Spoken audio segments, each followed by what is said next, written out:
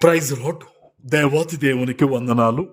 ప్రభు నామమున మీ అందరికీ నా ప్రత్యేకమైన వందనాలు, శుభాలు తెలియజేస్తున్నాను.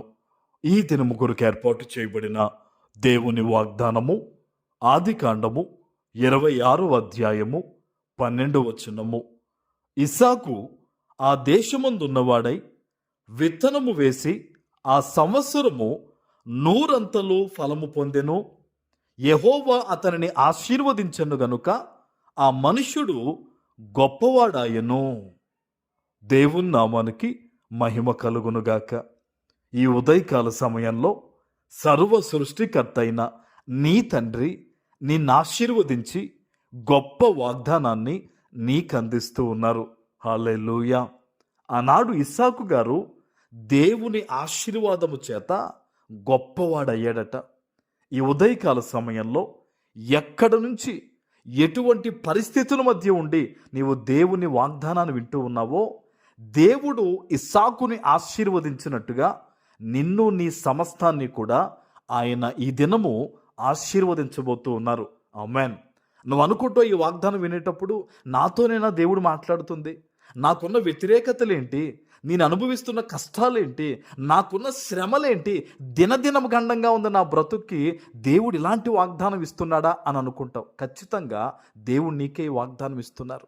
బాధలలో కష్టాల్లో ఉన్నవారినే దేవుడు ఎప్పుడూ మొదట కోరుకుంటాడు ప్రియులారా. ఎందుకంటే వారు దేవుని యొక్క విడుదలలోకి వచ్చిన తర్వాత నమ్మకంగా ఉంటారని.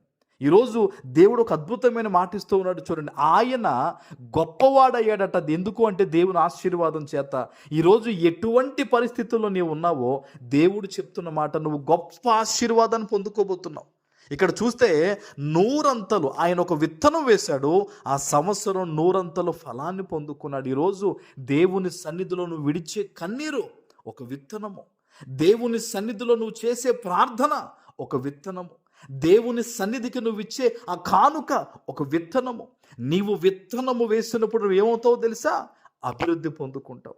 ఈరోజు నీకున్న బాధను బట్టి, కష్టాన్ని బట్టి నువ్వు దేవుని సన్నిధిలో ప్రార్థన అనే విత్తనాన్ని వేయకపోతే, కన్నీరు అనే విత్తనాన్ని విత్తకపోతే నువ్వు ఎలా ఆశీర్వదించబడతావు? ఈరోజు ఈ వాగ్దానాన్ని వింటున్న నీతోనే దేవుడు సూటిగా మాట్లాడుతున్నాడు. ప్రార్థన అనే విత్తనాన్ని వేయి, కన్నీరు అనే విత్తనాన్ని విడువు.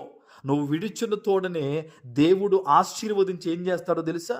గొప్ప ఫలాన్ని దేవుడు నీకు ఇస్తాడు. నీ కుటుంబం మారుతుంది, నీ పరిస్థితులు మారుతాయి, నీ స్థితిగతులు మారుతాయి. నువ్వు అనేక మందికి దీవెనకరంగా, అనేక మందికి పెట్టే వ్యక్తిగా, ఆదరించే వ్యక్తిగా దేవుడు నిన్ను బలపరచబోతున్నాడు. ఆమేన్.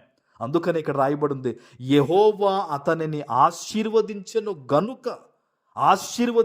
గనుక అతడు గొప్పవాడయ్యాడట.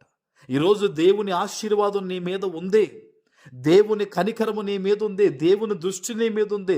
ఆయన నిన్ను ఆశీర్వదించబోతున్నాడు గనక విత్తనం వేయి, కన్నీరు విడువు, విత్తనం వేయి, ప్రార్థన అనే విత్తనాన్ని వేయి. నువ్వు ఏదైతే పంట కోసం నువ్వు విత్తనాన్ని వేస్తూ ఉన్నావో ఖచ్చితంగా తిరిగి నువ్వు ఆ పనలు కోసుకుని దేవుని సన్నిధిలో సాక్ష్యము చెప్పబోతూ ఉన్నావు.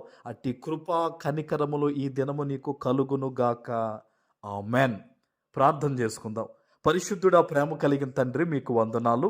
ఈ ఉదయకాల సమయంలో మీరిచ్చిన ఈ గొప్ప వాగ్దానము ప్రతి బిడ్డ జీవితంలో నెరవేర్చి స్థిరపరిచి ప్రతి బిడ్డను ఆశీర్వదించి మీ నామానికి మహిమకరంగా బాధలలో కష్టాలలో ఉన్న ప్రతి బిడ్డను లేవనెత్తమని యేసు నామమున ప్రార్థిస్తున్నాను తండ్రి.